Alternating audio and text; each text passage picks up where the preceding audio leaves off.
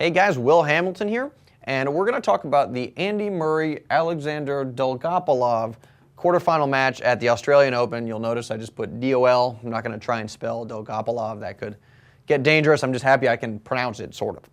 Now, I want to first go back to the Dolgopolov-Soderling fourth round match because that was very interesting. We've got some numbers up here, and this number right here, these numbers are winners.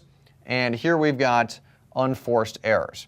So Dolgopolov, 50 winners, 23 unforced errors. He was 2-1 winners to unforced errors. And then you have Soderling, who was 34 winners, 51 unforced errors. And that's kind of an incredible statistic there. I mean, first of all, you have this huge discrepancy here. Soderling, typically you would think would be more 1-1.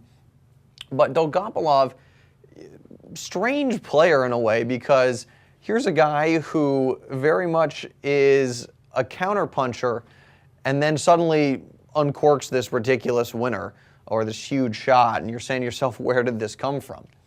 And you saw that against Soderling, where Dolgopolov would play some great defense. If we pretend Soderling is down here for a second, Dolgopolov would play some great D, and that was certainly one of the reasons that Soderling had fewer winners, more unforced errors, is that Dolgopolov was making Soderling hit, a couple of great shots each and every point.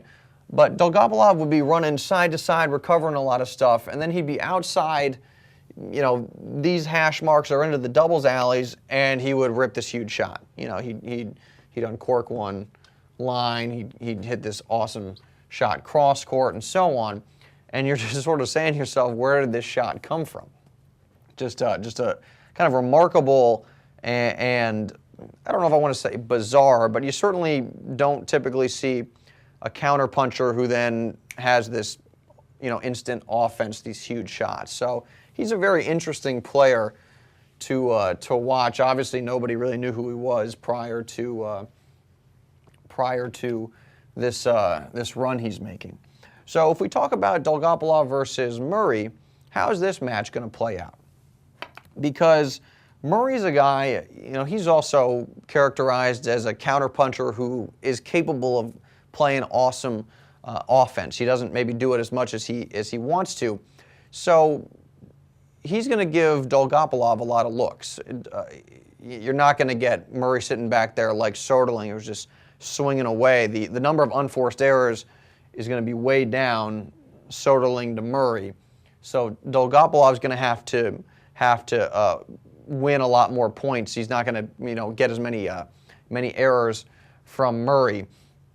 And the question is, Dolgopolov can come up with some big shots, but now Murray, with the great defending and counterpunching, he's going to be getting some of these shots back as well. So can Dolgopolov string together a couple big shots against Murray, something he certainly didn't have to do as much against Soderling, who's really got one speed. It's serve big, hit big.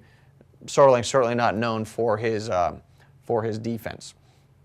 Now, another interesting component. Murray's been playing great so far over the course of the tournament. He hasn't faced anybody who's maybe top flight yet. So it'll be interesting to see if Murray's high level of play was due to the caliber of his opponents to a degree, or is Murray just playing great tennis?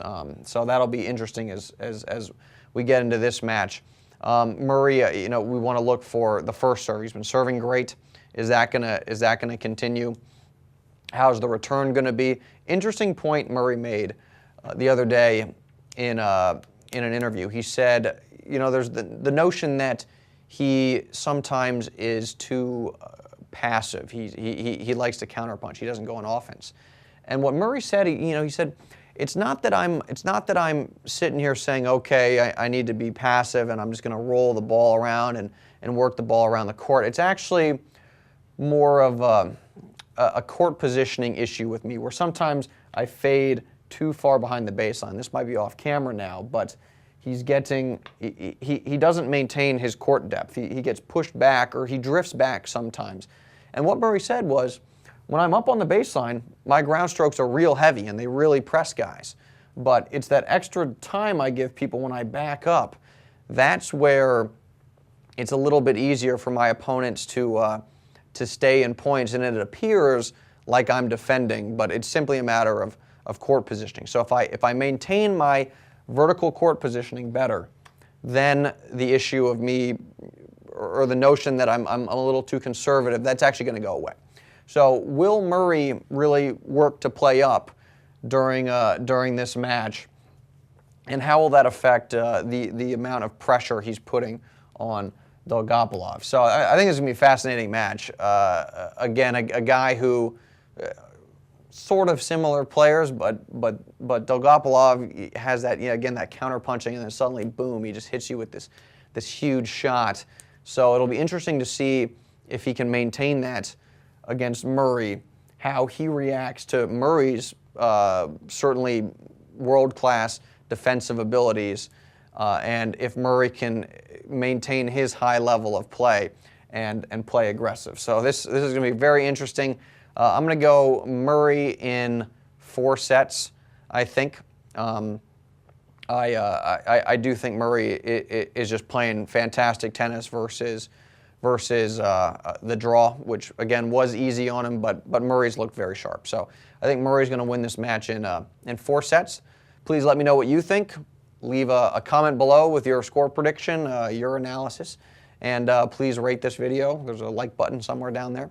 So this will get going in a couple hours, so looking forward to it. Talk to you guys soon.